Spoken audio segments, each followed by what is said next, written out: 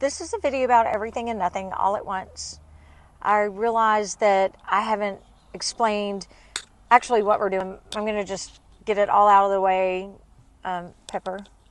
Several months ago, probably beginning of the year, January, February-ish, David mentioned going on Route 66. We had acquired a Toyota truck, a little Tacoma, and it great deal, super low mileage, and so we thought we could do it, take the trip, have the low miles, and then sell it, and it'd still be a low mile truck, and it would have maintained its value. So while he was talking to me about this, I knew it was something he had always wanted to do as long as I'd known him.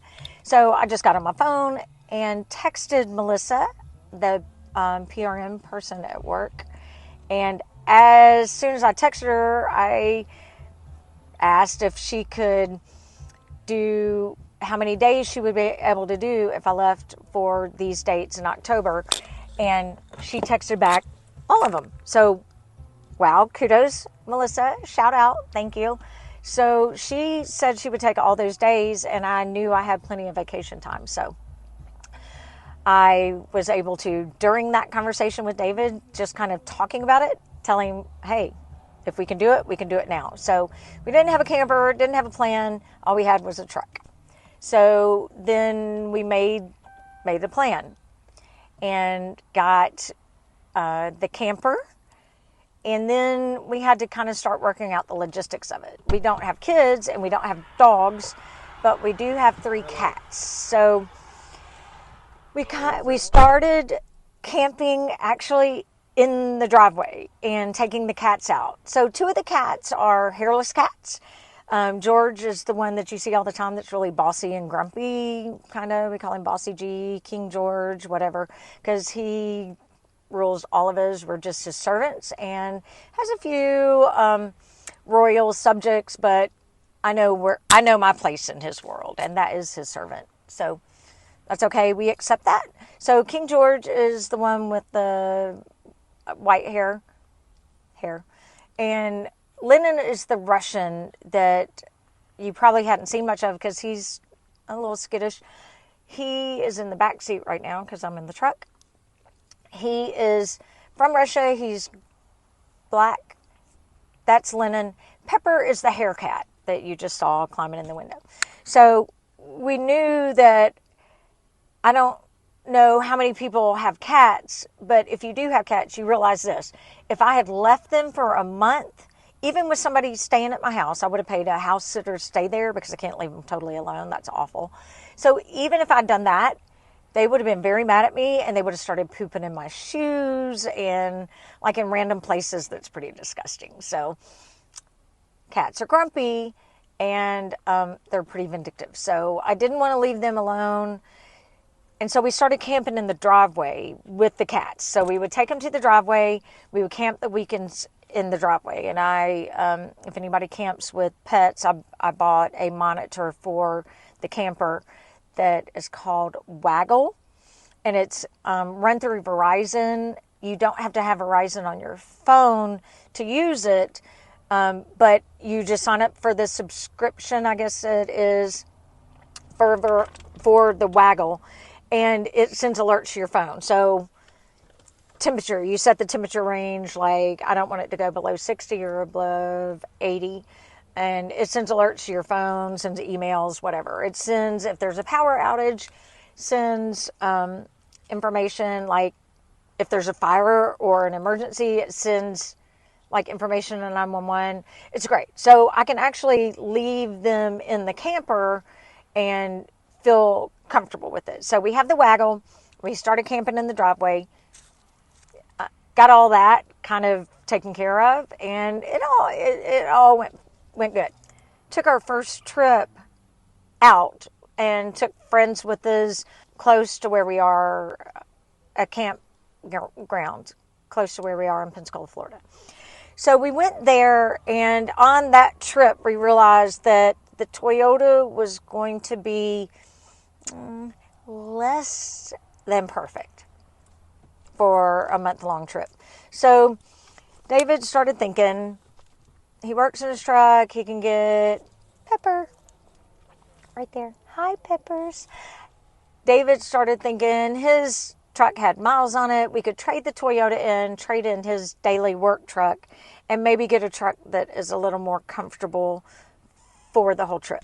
So we got a truck that I have lovingly named Big Sexy because she is. I love her. She's big, she's roomy. As you can see, that's the back seat. She is strong. She's got a Hemi. I can't say enough. I love her. So thankfully, now that we're on the trip, we realize that's the best decision we've ever made. So that's how we came about being on the trip. So being on the trip, I'm going to kind of explain the trip. So we are taking all of Route 66 from Chicago to Santa Monica Pier. And that entails a whole lot more than I realized. I started researching it when David and I realized that we were actually going to be able to do it. So in researching it, I have this book. It is Easy 66 Guide, written by Jerry McClanahan. I'm not getting any money for this. I'm just saying, if you're ever going to do this, this is what you need. This book explains everything. It has little marks up here that give the directions, and then I have gone through and marked all the things that I want to do. Like this is Our Lady of the Highway shrine. I feel like I need to go and pray or something. So that's a big, as you can see, all the stars and arrows, so I don't miss that. So I have to do that one. And the streets are not labeled 66 anymore because it's decommissioned. Goodness. A little bit of trouble today, y'all. Ooh, goodness. Oh, shit. Okay, let's see. Are we here? I have the book, and it shows everything.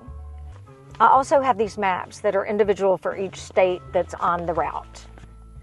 I have taken each map and documented on the map, and these maps are specific to Route 66, so it has all the fun stuff that you're supposed to be doing while you're on it. As you can see, I've labeled and highlighted a bunch of stuff, and I've also put the mileage from each major place that we're going to stop to the next one, so that we can kind of figure out how many miles a day that we need in order to reach our goal that David has set for us to get home on time. The book, the maps, must. Have to have them for Route 66 if you're ever going to do it.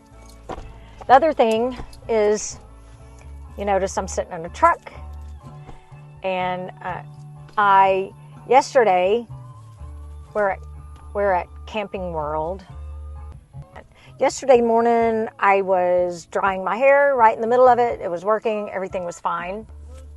Then without any warning, it stopped. Just stopped working. I noticed that the plug that it was plugged into also had the cat's hot pad that they sleep on. It also had stopped working, so I changed the dryer to a different plug. Nope, didn't help. It wasn't tripped on the plug. There's the little trip, not tripped. Then I had to give up and realize that I had to depend on my charm alone for the day because I was not going to be able to do my hair.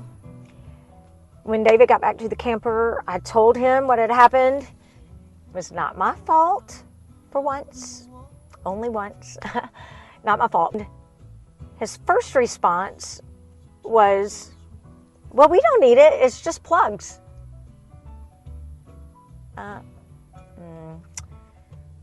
I'm going to need some electricity, buddy. So that's how we wound up at Camping World. And we're now here to see if they've been able to fix the trailer. I've gone to have breakfast at Cracker Barrel. It's okay. It's okay. Was not super hungry for that. I was hungry. I'm the one that suggested it. Didn't tickle my fancy. The pieces of onion was too big in the hash brown casserole. It's kind of deflated my bubble for the day. I don't think we're going to make it to St. Louis today, which is okay. I think that wraps up what I was trying to do with this video. I was trying to do everything about nothing, which I clearly covered all that.